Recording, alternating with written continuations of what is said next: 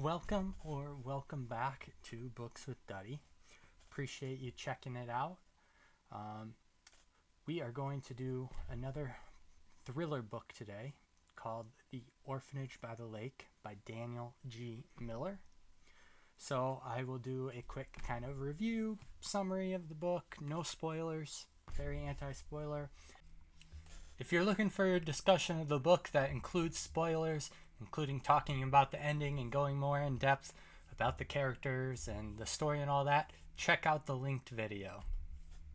So this is a book about a struggling private detective named Hazel Cho, who is not getting the type of cases that she would like, kind of more dealing with domestic violence and adultery cases and things like that.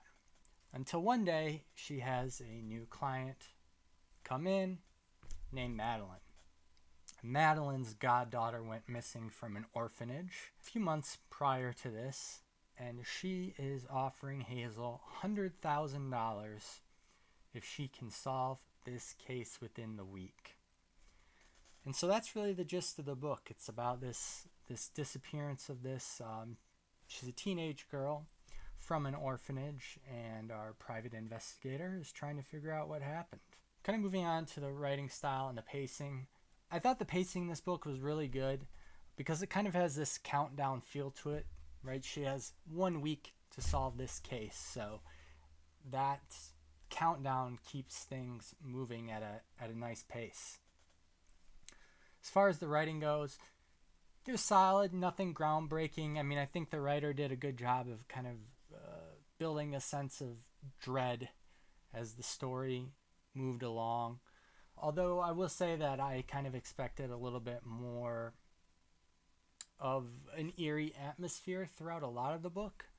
It kind of more takes place in the city a lot of the time, New York City, as opposed to kind of this orphanage by the lake, if you will. But overall, it's a well-written book as far as style and pacing go. So just briefly touch on the characters.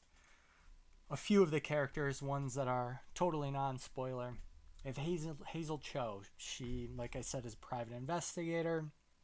She's struggling to find the right clients, and she lives with her roommate, Kenny. So her roommate, Kenny, is about the same age as Hazel. I think they're late 20s, maybe early 30s. But Kenny is studying to be a police officer. He has a crush on Hazel, which Hazel knows about but doesn't really reciprocate. And that's kind of the gist of Kenny. And then Madeline. Madeline is kind of the, what's the word I'm looking for? The, trigger to the story, I guess. The catalyst is the word I'm looking for to the story. As she's a rich New York socialite who is the godmother to this girl who was living in an orphanage. To get into that into the book, why she was living in the orphanage.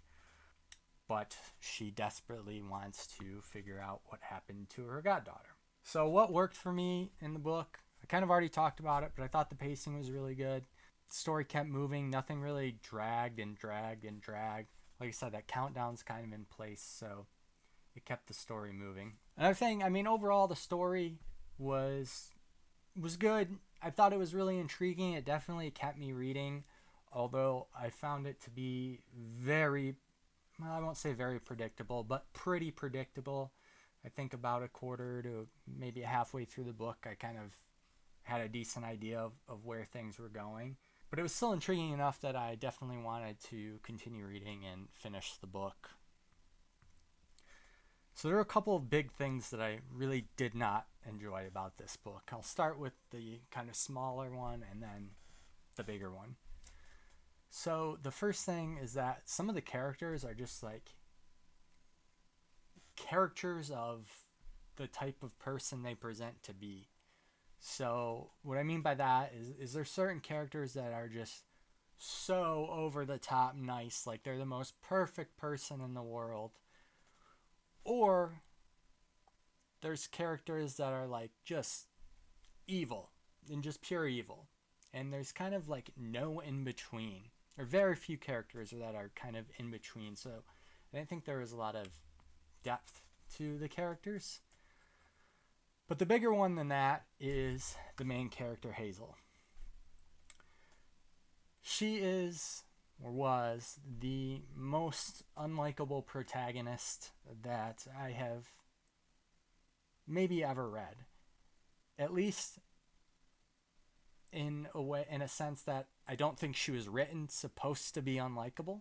I think the author wanted her to be likable and sympathetic, but she's just incredibly unlikable, unprofessional, and I don't really want to get into any more than that because I think it's a little bit of spoilers, but I think that was just a really big issue in the book for me, just super unlikable.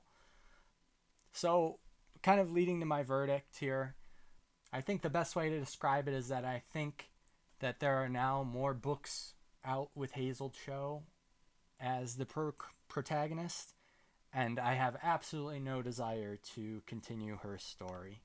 Yeah, just not interested. This book was fine. I'm not upset I read it, but I wouldn't really recommend it.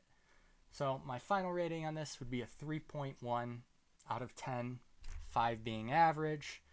Book had some redeeming qualities, but overall, I think just the having to follow Hazel the entire time, I found to be very annoying. So if you've made it this long, I very much appreciate it. If you enjoyed, if you could like and subscribe, I would very much appreciate that. And I'd love to hear your thoughts on the book. Am I being too harsh, or were you kind of thinking along the same wavelength as me? Thanks again, and I hope to see you soon.